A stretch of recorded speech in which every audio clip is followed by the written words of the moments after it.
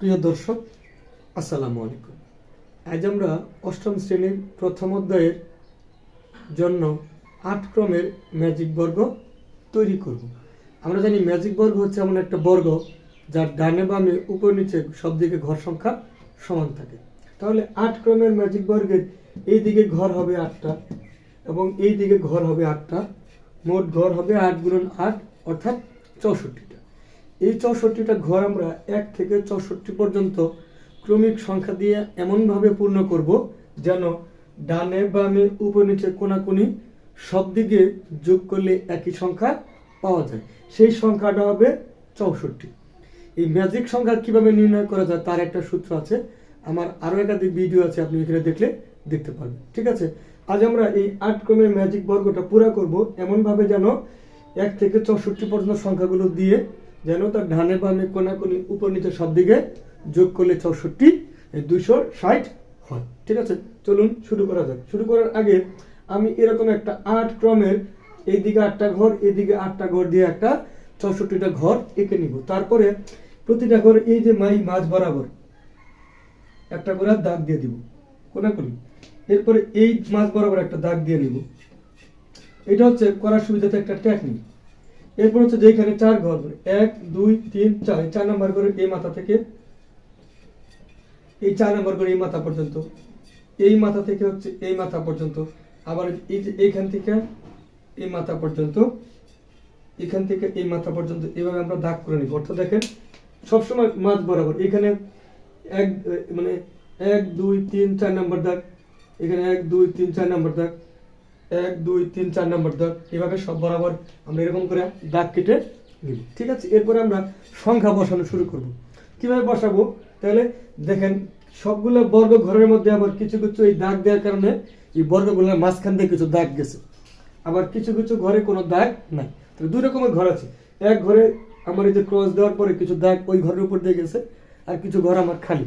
তাহলে প্রথম দিকে আমরা সংখ্যাটা বসাবো যে এই যে 1 থেকে 64 পর্যন্ত সংখ্যাগুলো নিব, তার মধ্যে যে ঘরের সংখ্যাগুলো দাগ আছে, এইখানে দাগ আছে, এখানে 1 বসবে, তাহলে এখানে 2 3, তাহলে এখানে হবে 4, এখানে বসবে 5 6 7, এখানে দাগ নেই, এখানে যাবে 8, এখানে দাগ নাই, তাহলে 9, এখানে যাবে 10, এখানে 11 12 13, এখানে 14, এখানে 15, এখানে 16 17, এখানে 18, এখানে 19, তারপরে এখানে হবে, দেখি কি করলাম, 1 2 3 4 5 6 7 8 9 10 11 12 13 14 15 16 17 18 19 20 21, তাহলে এইখানে যাবে হচ্ছে 22, এখানে 23, এখানে 24, তাহলে এখানে যাবে হচ্ছে 25 26 27 28 29 30 31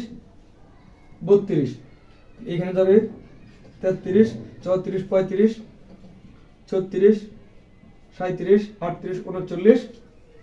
39 40 41 42 43 44 45 46 47 48 49 50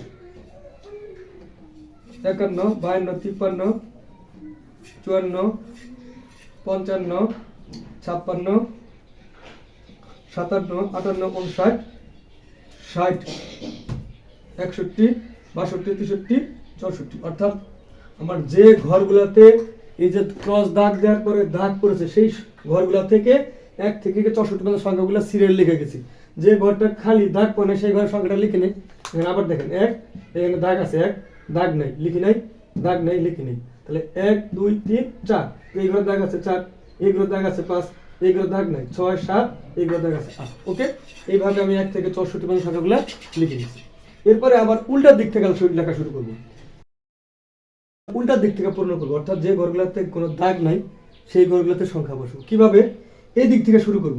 তাহলে এখানে 1 বসবে, যেহেতু সংখ্যা আছে তাহলে বসবে না এখানে। তাহলে 2 3 4 5 6 7 8 9 10 11 12 13 14 15 16 17 18 19 20 21, 22, 23, 24, 25, 26, 27, 28, 29, 30, 31, 32, 33, 34, 35, 36, 37, 38, 39, 40, 41, 42, 43, 44, 45, 46, 47, 48, 49, 50, 51, 52, 53, 54, 55, 56,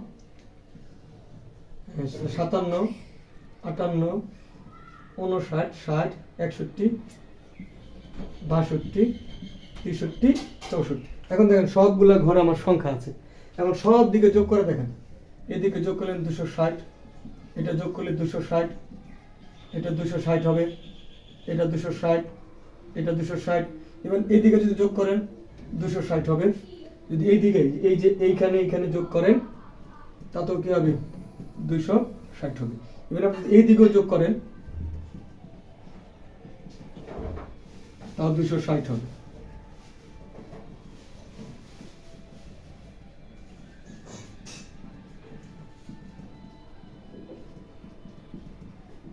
ঠিক আছে, আপনি এইভাবে সব দিকে যোগ করলে 260 পাবেন। আশা করি আপনারা বুঝতে পেরেছেন। না বুঝলে ভিডিওটা বারবার আবার পোস্ট করে দেখবেন, আশা করি বুঝতে পারবেন।